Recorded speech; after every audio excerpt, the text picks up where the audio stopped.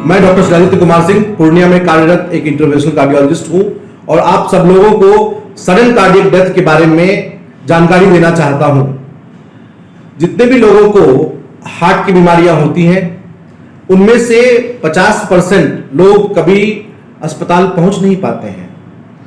इस चीज को हम लोग सडन कार्डियक डेथ कहते हैं, SCD शॉर्ट फॉर्म में, सडन कार्डियक डेथ।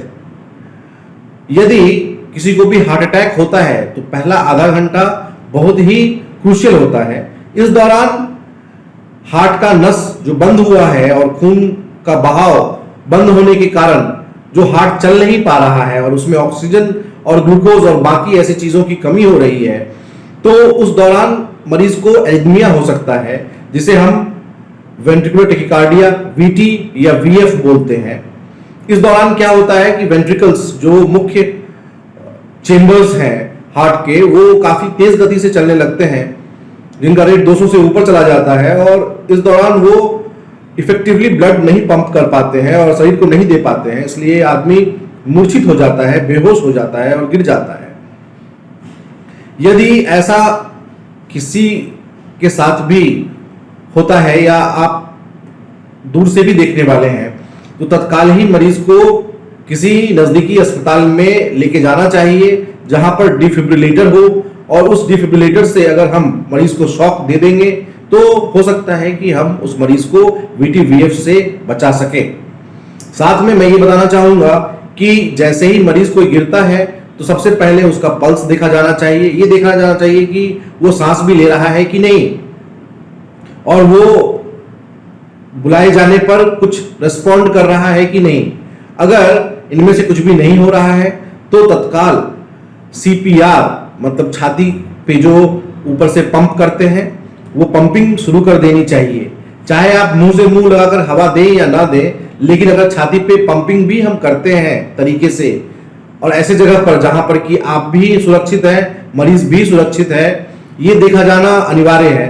और नीचे का जो हिस्सा है वो एक गद्दा नहीं होना चाहिए, वो एक हार्ड सरफेस होना चाहिए जहां पर जो कि नीचे न जाए, ताकि आप जब ऊपर से दबाएं तो उस दबाना वो आपका इफेक्टिव हो सके और कम से कम 1/3 छाती अंदर की तरफ जाए। और इसका रेट भी 100 प्रति मिनट के हिसाब से होना चाहिए, मतलब 1 सेकंड में लगभग 1 से 2 बार दबना चाहिए छाती। अगर ये CPR भी इफेक्टिवली होता है तो उस मरीज का जान आप बचा सकते हैं।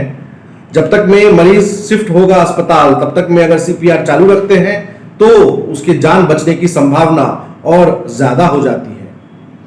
बहुत सारे ऐसे ट्रेनिंग प्रोग्राम्स हैं जिसमें कि बायस्टैंडर, जनरल पब्लिक जो कि मेडिकल प्रोफेशनल नहीं है, उनको भी CPR सिखाया जाता है।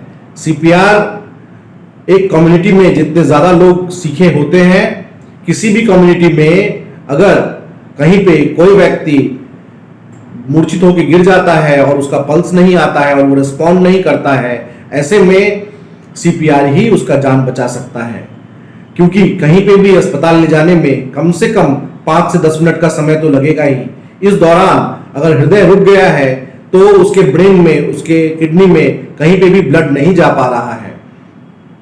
यदि हम इफेक्टिवली CPR देते रहते हैं इस दौरान बिना रुके, तो उसके जो सबसे मुख्य अंग है उसमें उस पंपिंग के द्वारा जो हार्ट पंप नहीं कर पा रहा है, लेकिन छाती दबाने और उस पंपिंग के कारण जो ब्लड जा पाएगा, उसके कारण अस्पताल पहुंचने तक उसका वो अंग इतना जिंदा रहेगा कि रिवाइव होने के बाद वो कार्य कर सके। इसलिए सारे पब्लिक इन जनरल और कम्युनिटी के जो वॉलंटियर माइंड फ्रेम के लोग हैं, उन सब लोगों को मैं प्रेरित करना चाहूंगा कि वो CPR सीखें, और जो बड़ी बड़ी संस्थाएं हैं, NGO हैं, वो ऐसे क्लासेस रेगुलर बेसिस पे हमारे कम्युनिटी में अरेंज करें ताकि हमारा कम्युनिटी CPR फ्रेंडली हो सके और इस तरह के लोगों का जान बचाया जा सके जिनको सडन कार्डियक डेथ होने की संभावना रहती है।